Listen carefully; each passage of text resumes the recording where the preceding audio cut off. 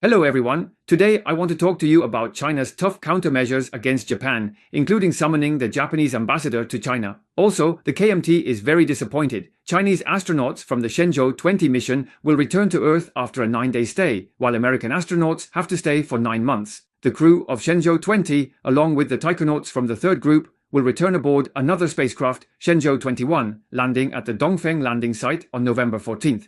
The original plan was for the Shenzhou 20 crew to hand over to a new group of astronauts after arriving at the station, and they would rotate and return to Earth on November 5th. However, because the spacecraft encountered and was hit by small debris, their return plan was delayed, and in the end, they had to stay an extra 9 days before coming back to Earth. Their quick return has really disappointed a group of haters online. Last year, American astronauts were originally supposed to stay in space for just 1 week, but due to a malfunction with the Boeing spacecraft, they ended up being stranded for 9 months before they could return to Earth. When these online haters saw that Chinese astronauts were delayed, they gloated and even joked that the day before the Chinese astronauts were supposed to return, they were still eating roast chicken wings on the space station. As a result, they couldn't return, and some even said they might have to stay in space for a whole year. But in the end, the Chinese astronauts came back so quickly, which must have been a big disappointment for those people. Before Shenzhou 20 returned, it was suspected to have been hit by tiny space debris. For safety reasons, the return plan for the spacecraft was immediately postponed. The spacecraft was struck by debris in space, and experts say this wasn't really an accident. It's almost inevitable. Space isn't empty. There are over 100 million pieces of debris floating in Earth's orbit, accumulated over several decades. These come from satellite debris, rocket shells, explosion fragments, and so on. They travel at speeds of 7 to 10 kilometers per second, which is 10 times faster than a bullet. Even a metal screw just a few millimeters in size is enough to punch a bullet hole through a spacecraft's outer shell. Military expert Song Jongping previously stated that after being hit by debris, the Shenzhou 20 spacecraft will undergo a safety assessment and investigation, as there are risks following the collision. If the issue is minor, it can be resolved while in orbit. If it cannot be fixed in orbit, the Shenzhou 21 spacecraft is available to bring the astronauts back to Earth. In addition, China's manned space program has comprehensive contingency plans in place for emergency rescue. From the very beginning of the space station's construction, the manned spaceflight project established an emergency launch rescue system for implementation. The rolling backup launch method and backup crew system are in place to ensure astronaut safety. If the space station or spacecraft encounters a serious danger or malfunction, and ground control must quickly launch a rescue spacecraft to bring the astronauts back, the Long March F rocket on the ground will carry out emergency rescue. A crewed spacecraft can be launched in as little as 10 days, using the same rolling standby strategy, and is capable of emergency liftoff within 8.5 days to enable space rescue. Now, the Shenzhou 21 spacecraft will be used for the recovery mission. The astronauts' return to Earth means that the Shenzhou 20, which was hit by debris, has not yet been properly secured. It has now been announced that the Shenzhou 22 spacecraft will be launched to the space station as a follow-up. At present, it is not yet an emergency rescue situation. Otherwise, another spacecraft could be launched within 10 days to the space station to bring back the 3 astronauts inside. If a Chinese spacecraft has a malfunction, it can bring the astronauts back in 9 days. However, if an American spacecraft has a malfunction, the astronauts would have to stay for 9 months. This is not only a matter of space technology, but also planning and deployment. In addition, Japanese Prime Minister's remarks about Japan possibly intervening in Taiwan have triggered an escalation in diplomatic tensions between China and Japan. Since taking office, he has shown extremely ambiguous behavior on one hand, while repeatedly crossing the line with China on the other. During the APEC summit, after meeting with Chinese officials, he held a 25-minute meeting with Taiwan's APEC representative Lin Xinyi on November 11th in Gyeongju, southeastern South Korea. This drew strong protests from the Chinese side, but he showed no sign of backing down at all. The Japanese parliament also made outrageous remarks, saying that if mainland China deploys warships and uses force against Taiwan, it could constitute a situation threatening Japan's very survival. Based on this, the Japanese self-defense forces could exercise collective self-defense rights. After these comments were criticized, he refused to retract them. At the same time, he even openly awarded the Order of the Rising Sun, Gold and Silver Star, to former Taiwan representative Frank Xi. In response to related reports on social platform X, Consul General Xue Jian said that such unauthorized intrusions If you have a clear mind, you should not hesitate to get rid of them. Are you ready for the fifth national defense? The Japanese side responded to the criticism by saying that Suejian wanted to behead Japanese Prime Minister Fumio Kishida. The war of words between China and Japan has escalated. Regarding his own remarks that mainland China's military action against Taiwan could constitute a situation threatening Japan's very survival, he claimed that this view is in line with the Japanese government's position and that he has no intention of retracting it. However, not everyone in Japanese politics supports Takaichi Sanae unconditionally. Japan's former Prime Minister Shigeru Ishiba, who just stepped down, criticized Fumio Kishida's remarks on Taiwan during a television program on November 13th. Ishiba said that on the Taiwan issue, the Japanese government has always avoided making decisive statements like, "If a certain situation occurs, we will do this." Kishida, however, said that Japan is very close to Taiwan, and if something happens to Taiwan, it means something happens to Japan.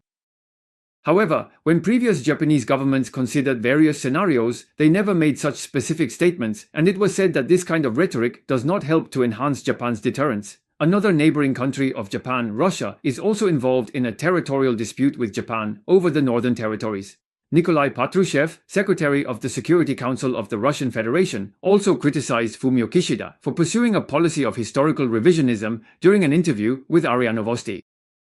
He said that this contradicts Japan's stated intention to normalize relations with Russia, and also remarked that Japan is now a vassal of the United States, not an ally. He added that he would not call Japan an ally of the United States because an alliance should be built on the foundation of equal cooperation. And here, at the very least, we see a vassal relationship, he said. Japan is willing to sacrifice its own national interests just to please Washington, yet it stubbornly persists in doing so. To strengthen its militarization, it is even raising funds for this purpose. What's more, this was said right in front of Japanese officials. Trump claimed that the nuclear sheen over Hong Kong Island and the long term is nothing more than a minor conflict in Japan-US relations, and even Japanese officials wouldn't feel embarrassed about it. The speaker also mentioned that Japanese Prime Minister Fumio Kishida has embarked on a path of historical revisionism, which contradicts his previous frequent statements about intending to normalize relations with Russia. The Russian concept of historical revisionism is equally applicable to describing Kishida's attitude toward Taiwan.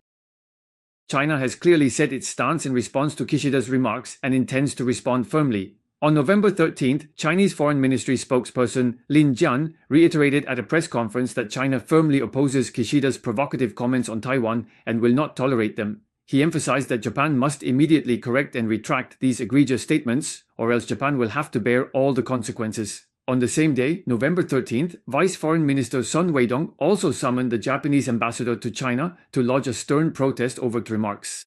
At present, Japan's possible intervention in the Taiwan Strait issue is extremely serious in nature and impact. China has already lodged stern representations multiple times, but the Japanese side remains unrepentant and refuses to retract its erroneous statements. China is deeply dissatisfied with this, firmly opposes it, and will continue to make strong representations and lodge strong protests with Japan. Finally, Sun Weidong stated that this year marks the 80th anniversary of the victory in the War of Resistance against Japan and the World Anti-Fascist War, as well as the 80th anniversary of Taiwan's recovery. He said that 80 years ago, after 14 years of bloody struggle, the Chinese people finally defeated the Japanese invaders. Today, 80 years later, if anyone dares to interfere in any form with China's great cause of reunification, China will surely strike back head-on. He urged the Japanese side to deeply reflect on history, immediately reconsider and retract their malicious remarks, and not to continue down the wrong path, warning that all consequences must be borne by Japan. Sun Weidong's tough statement echoed the resolute words of Xue Jianhua, the Chinese consul general in Osaka, who did not hesitate to cut off any attempts at provocation, showing that the Ministry of Foreign Affairs will not back down to Japan in this war of words. Takaichi Sanae. Repeated provocations against China are actually part of his long-established radical political agenda. In Japan's traditionally male-dominated society, for a female politician to rise to the top and even become prime minister, she can only take a radical path, and she has chosen an extreme right-wing anti-China stance. Kishida is a representative figure among Japan's conservatives, packaging herself as the female version of Abe.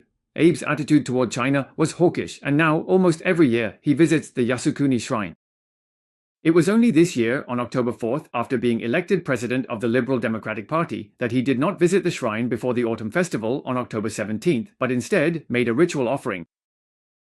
Kishida had previously denied Japan's history of aggression against China and denied the Nanjing massacre. He also publicly agreed with former Prime Minister Shinzo Abe's statement that if something happens to Taiwan, it means something happens to Japan. When discussing the Taiwan issue in interviews, he emphasized that Japan is concerned about peace and stability in the Taiwan Strait, stating that he hopes to have frank dialogue with the leaders of mainland China on this matter. He also reiterated that under no circumstances should the status quo be changed by force or coercion.